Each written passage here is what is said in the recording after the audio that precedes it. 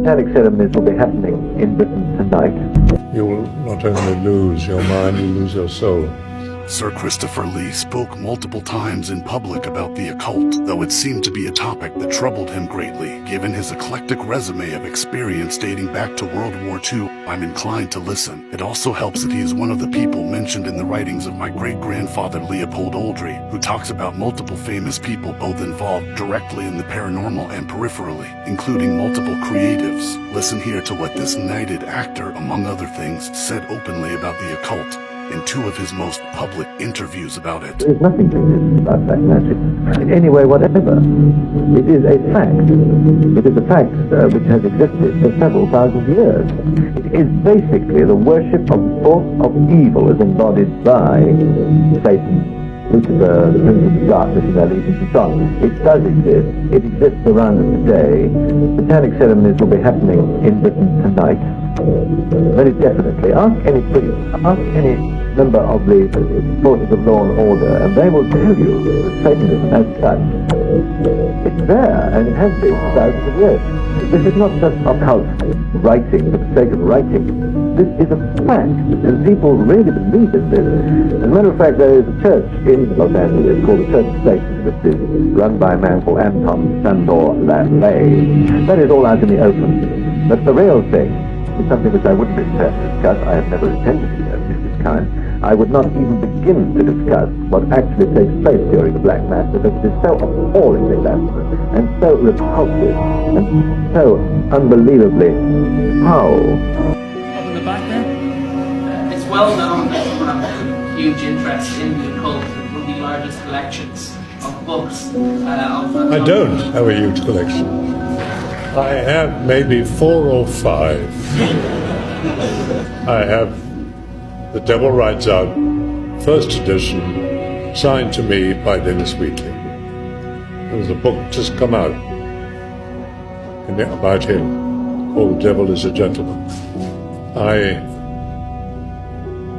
have met people who claimed to be Satanists, who claimed to be involved with black magic, who claimed that they not only knew a lot about it, but as I said, I've certainly never been involved, and I warn all of you, never, never, never. You will not only lose your mind, you lose your soul. Witches, sorcerers, occultists of every stripe, including the church's own high exorcists. Stories about these overt workers of magic remain relevant well into today. Harold Oldrey wrote a lot about these different types of people, including those many would refer to as witches, who many believe to be brides of the devil working magic in his name. Through his first witch ally, Bridget, Harold learned the truth. Her specific power came from the goddess of her namesake, the most sacred deity of her people. He would learn that other people's spiritual magic similarly drew on their cultural mythologies, though this in no way meant that demonic practitioners did not exist. Drawing on terrible dark entities for power was a tradition as old as mankind itself. Many of the world's spiritual practices held the potential to open dark channels, leading to profane bargains and different types of servitude. Travelers of these darker roads could sometimes be made into that which they worshipped. I've spoken much of Dmitri Vedeska, one who walked various different dark paths, eventually drawing his own power from hell itself. And there are other mysterious magics still. The Catholic Church even once had its own sorcerers, referred to as high exorcists, casting out demons of their own will, said to draw their power from the Lord himself and the highest of his angels. Some of these different workers of overt magic would leave relics charged with their essence, and I continue to guard some of these to this day. Some charged with holy power, others that of evil.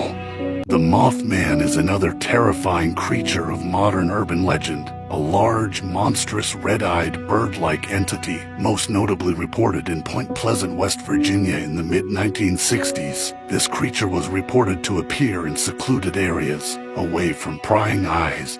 These sightings were strongly believed to be in conjunction with the impending collapse of the Silver Bridge. The creature and story are still a major tourist draw of the area to this day.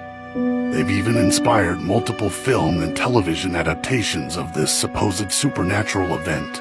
But this is not the only case of the supposed Mothman. Similar sightings have occurred in other eerily secluded areas, sightings of large, strange, bird-like creatures appearing soon before numerous catastrophes and natural disasters. I'm often asked if the Oldrey family wrote anything about something that sounds like the Mothman, and the truth is they didn't. But based on what I've seen about these reports and their connection to disasters, I can't help but notice the similarity with some of these sightings and some depictions of biblical angels.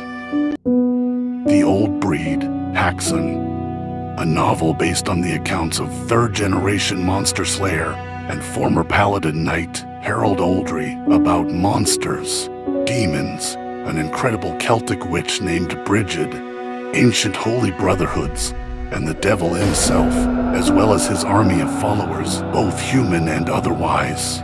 Meticulously researched and constructed from passed-down family journals, folklore, history, and occult writings from all over the world. A clash of Gothic occult horror, steeped in ancient legends, religion, and the many places both meet. The Old Breed Haxon.